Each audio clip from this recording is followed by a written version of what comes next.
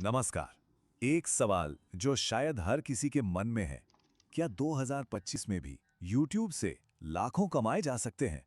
जवाब है जी हाँ, बिल्कुल। लेकिन सिर्फ तब जब सही रास्ता पता हो। तो चलिए आज इसी रास्ते को एकदम बारीकी से समझते हैं।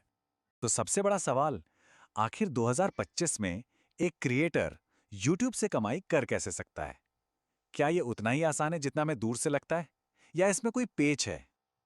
आज के इस विश्लेषण में हम बात करेंगे 2025 के नए नियमों की, कमाई के उन तरीकों की जो शायद बहुत कम लोग जानते हैं, और सबसे जरूरी कि असल में मेहनत के बाद हाथ में कितने पैसे आ सकते हैं। तो हमारा सफर इन 5 पड़ावों से होकर गुजरेगा। पहले हम समझेंगे कि 2025 का ये गोल्ड रश आखिर है क्या, फिर देखेंगे कि पहली कमाई का ताला कैसे खुलता है, इसके बाद कमाई के सारे तरीकों पर नजर डालेंगे, फिर देखेंगे कि व्यूज बैंक अकाउंट में कैसे बदलते हैं, और आखिर में बात करेंगे सफलता के उस रास्ते की जिस पर चलना जरूरी है। तो चलिए शुरू करते हैं। चलिए तो सबसे पहले बात करते हैं 2025 के YouTube गोल्ड रश की। मतलब आखिर ऐसा क्या खास है इस मौके में जिसे समझना जरूरी है। देखिए, 2025 में YouTube को सिर्फ एक वीडियो प्लेटफॉर्म समझना सबसे बड़ी भूल होगी। ये अब एक पूरा बिजनेस मॉडल बन चुका है। जो कामयाब क्रिएटर्स हैं वो सिर्फ एक इनकम पर निर्भर नहीं रहते, वो कई अलग अलग तरीकों से पैसा कमाते हैं, और यही उनकी सफलता का राज है। अब आते हैं सबसे अहम पड़ाव पर, अपनी पहली कमाई का ताला खोलना। आखिर वो कौन से नियम हैं जिन्हें पूरा किए बिना YouTube से 1 रुपया भी कमाना मुमकिन नहीं है। तो देखिए, YouTube पार्टनर प्रोग्राम में शामिल होने के लिए 2025 में 2 रास्ते हैं।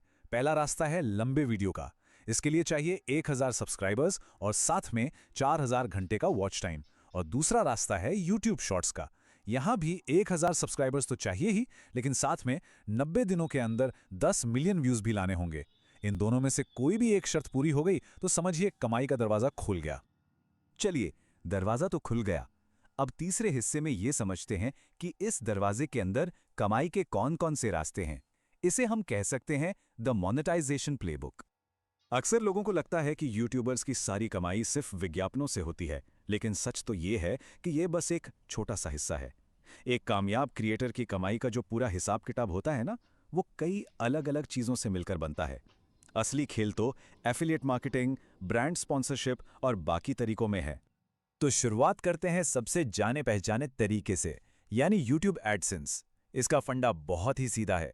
YouTube वीडियो पर विज्ञापन दिखाता है, लोग उन विज्ञापनों को देखते हैं और उसका एक हिस्सा क्रिएटर को मिल जाता है।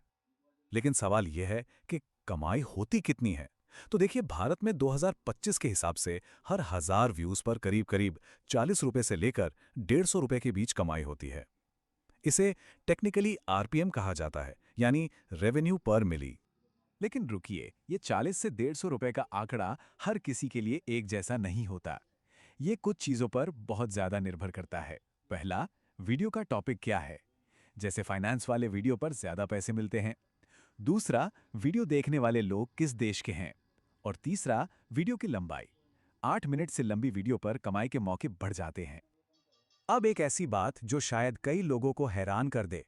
2025 में बहुत से बड़े क्रिएटर्स के लिए एडसेंस नहीं, बल्कि एफिलिएट मार्केटिंग कमाई का सबसे बड़ा जरिया बन चुका है। जी हाँ, इसमें होता यह है कि डिस्क्रिप्शन में प्रोडक्ट्स के लिंक दिए जाते हैं, और जब कोई उस लिंक से कुछ खरीदता है तो एक कमीशन मिलता है।